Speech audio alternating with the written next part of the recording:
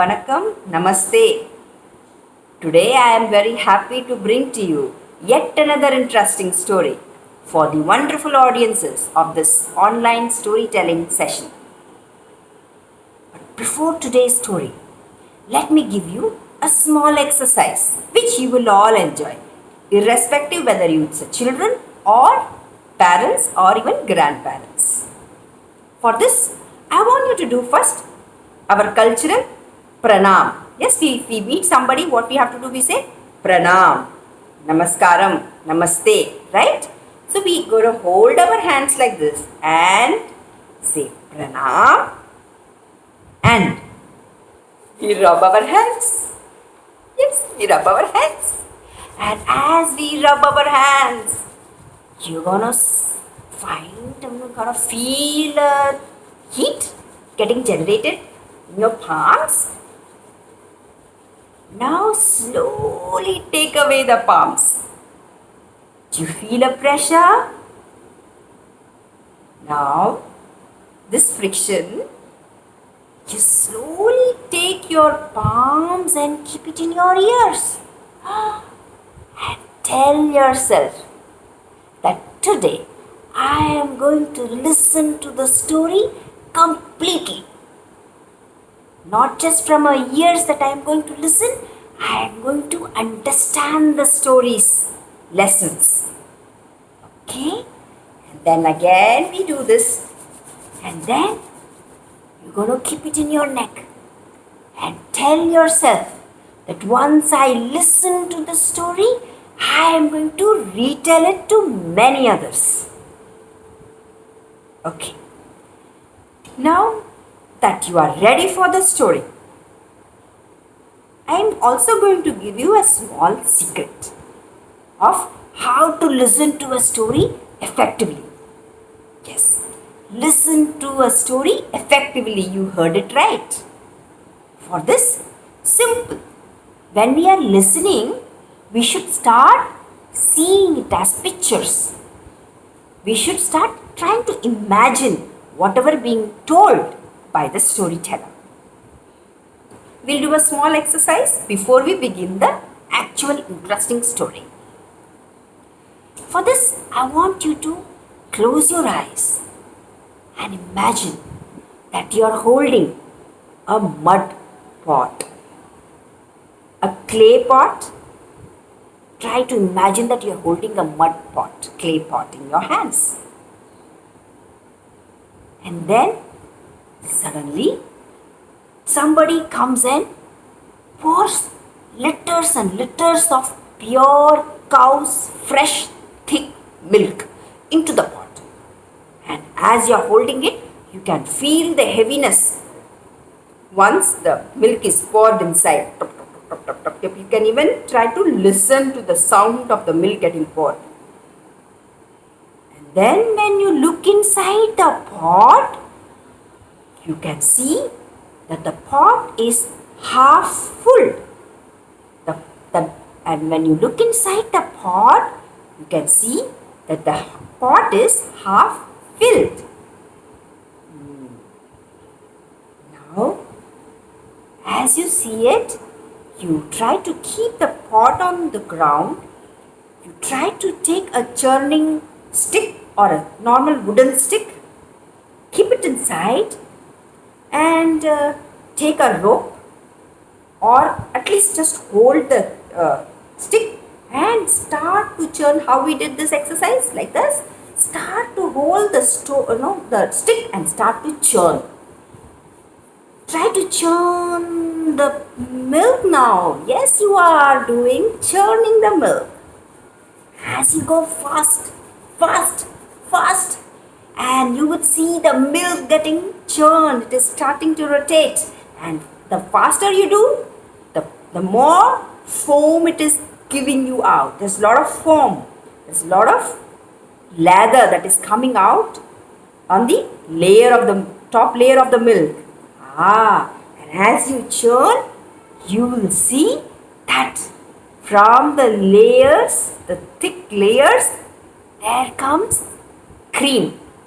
Fresh cream from the milk. Yes. cream. Now you also learn how to make cream, right? Okay, now that you have churned and made a cream, let's taste it. Now take your little palms inside the pot and imagine that you're just picking up the cream and you're holding it in your palms. You want to taste it? You want to give it to somebody? Your choice. But I am going to enjoy looking at the cream and I'm going to even taste it. It's very nice. Now, what was I doing? Did some of you enjoy what I was doing or what you were trying to experience this when you were doing?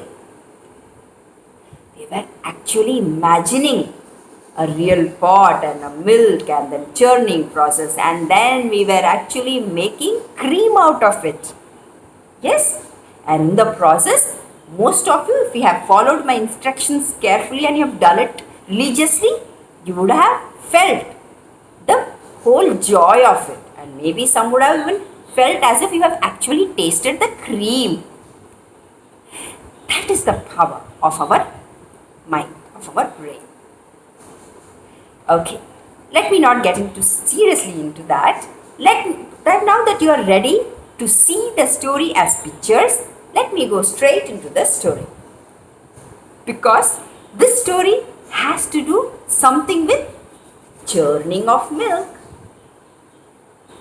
There was a village, and in the village there lived two frogs.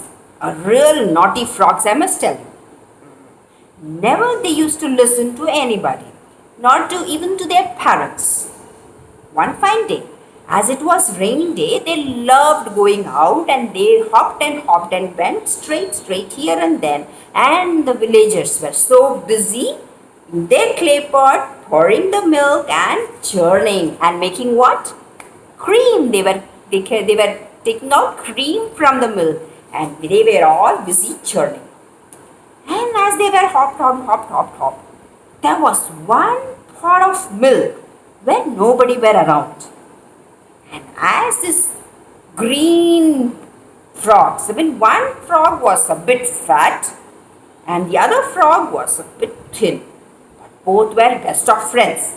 And they hopped, went near this pot and thought, let's try what is there inside. And they hopped. And you know very well that frogs can jump high, right? They hopped, they got hold of the pot and they tried to stick it onto it, and as they went on the top of it and they wanted to look inside, they saw the pot was half filled with the pure cow's milk. And as they were looking, suddenly their legs slipped and they went down inside the pot. And there they fall inside and they started to cry, help, help, help. But nobody could listen to them because everybody in the village were busy in their work. Now this fat frog said, oh, I want to get out. And the frog started to jump. Jump. Just imagine if it jumps on this milk, he was not able to get grip onto the surface, and the more he jumped, the more he became tired, and he said, oh, this is very difficult, I am not able to jump, I am not able to get out of this.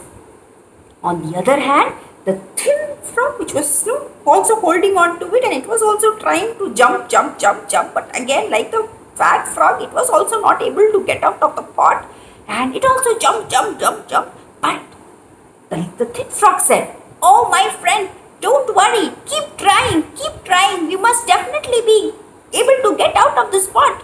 And he kept on jumping. For hours and hours he kept on trying. As it was jumping, the milk started to rotate. What was happening? The churning process started. And as the milk started to rotate, and there came the foam, and there came the leather, and then from there, the thick cream. And the thick cream, it held as a solid surface. It held as the strong surface for the legs of the frog to stand. Now the fat frog was also able to stand on this creamy layer. Now that they were able to stand on it, now the thin frog said, "Come on, friend, let's jump now." And final time, the fat frog listened to his friend, and with the last hope, the fat frog said, "Okay," and jumped with all his strength. And see, the fat frog had come out of the pot. So was the thin frog. I jumped and then he came out of the pot. So till the time they were inside the milk, liquid milk, they weren't able to come out. But when it became cream, they came out, right? But just imagine, if the thin frog also had thought, okay, yes, let me give up, we just cannot do it, what would have happened to both the frogs? Both the frogs would have got drowned, right? But the thin frog did not try to give up, and it kept on churning the milk, and then it became cream, and that helped them to come out. So finding a solution to their problems and also helping themselves. So children and everybody who listened to this story, hope you got the message out of the story. Hope you listened to the story. Hope you saw the story. Hope you are going to tell the story to everybody you are going to meet. Till we meet next time. Thank you for listening, seeing, and with the hope that you're going to tell to many others. I take goodbye. Namaskaram.